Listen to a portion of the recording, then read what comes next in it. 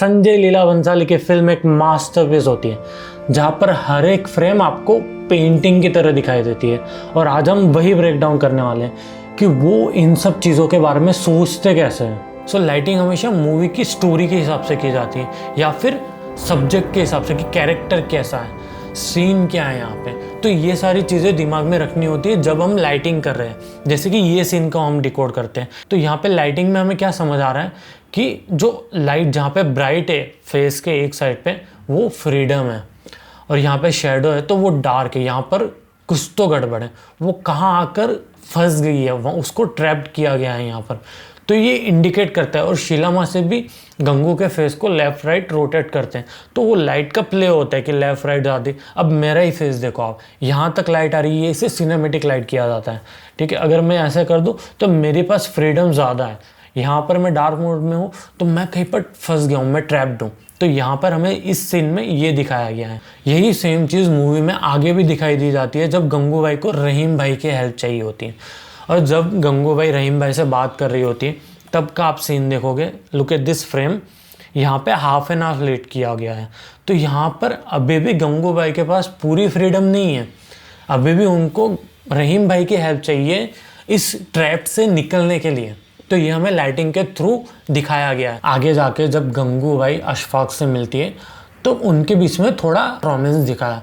उस वक्त अगर आप लाइटिंग देखोगे या फिर कलर ग्रेडिंग देखोगे तो वो डिफरेंट है पूरी मूवी के हिसाब से। यहाँ पर जो साइड लाइट आ रही है वो ऑरेंज फील है, वार्म लाइट है।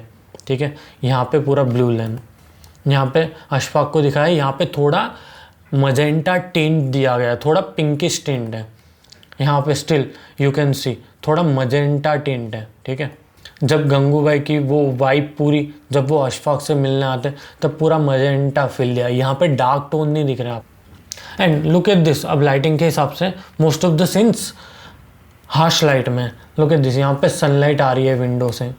अब लुक एट दिस फ्रेम, यहाँ पर लाइटिंग कैसे सोची होगी। यहाँ पर लाइटिंग के बारे में इतना नहीं सोचा गया। यहाँ पर एक की लाइट है जो यहाँ पे रैम्ब्रंट फील बना रही है जिससे सिनेमेटिक लगता है। आप मेरी फ्रेम भी देख सकते हो, सिनेमेटिक लग रही है कि नहीं। तो यहाँ पर एक की लाइट का यूज़ किया गया है। पीछे से एक हेयर लाइट है जो यहाँ पर आ रही है, जो ये यहाँ पे देखो ये एज दिख रही है। अगर ये लाइट यहाँ पे नहीं होती तो यहाँ पर शेडो होती। तो सब्जेक्ट फ्रेम बैकग्राउंड से डिफ्रेंशिएट नहीं होता।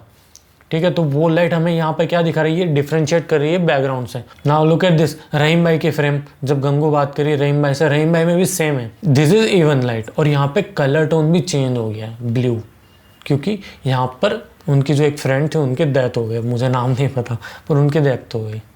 Look at this, wide frame है, इवन लाइट है। ठीक है, कुछ कॉम्प्लेक्स नहीं। So this is why Gangubai Kathiawadi is not just a movie, ये एक एक्सपीरियंस है जो भंसाली सर ने अपने टेक्निक्स के थ्रू, अपनी अटेंशन टू डिटेल के थ्रू क्राफ्ट किया है, जो हम पर इतना इम्पैक्ट छोड़ के जा रहा है। भंसाली सर सोचते हैं कि अगर कोई भी बंदा थिएटर में आ रहा है पैसा दे के और वो थिएटर में आके एक्सपीरियंस लेना चाहता है तो उसे कुछ लार्ज दिखाते हैं, उस पर कुछ इम्पैक्ट छोड़ के जाते हैं, उसको कुछ ऐसा दिखाते हैं जो वो याद रहेगा, उसके दिमाग में फिट हो जाएगा। म्यूज़िक के थ्रू क्रिएट करते हैं, फ्रेम्स के थ्रू क्रिएट करते हैं, लार्ज व्यू दिखाते हैं, सेट्स के थ्रू क्रिएट करते हैं, तो वो एक इम्पैक्ट छोड़ के जाते हैं। मतलब पैसा वसूल होता है, भंसाली सर की पिक्चर देखने जाना मतलब पैसा वसूल। सो यहाँ पे मेरा काम ख़त्म होता है। इस पिक्चर का ब्रेकडाउन इज़ ओवर। अगर आपको कुछ सीखने मिला तो कमेंट सेक्शन में बताओ कि आपको क्या कुछ नया पर्सपेक्टिव मिला मूवीज़ देखने के लिए। और अगर मैं किसी जगह पे गलत हूँ तो मुझे कमेंट सेक्शन में मतलब मुझे समझा दो, ताकि मैं भी थोड़ा बहुत ज्ञान आपसे ले लूँ, इतना तो मैं दे ही रहा हूँ। ठीक है, और मुझे थोड़ा काम दो कि नेक्स्ट पिक्चर और कौन सी ब्रेकडाउन मैं कर सकता हूँ, मुझे कमेंट सेक्शन में बताओ। And see you in the next one.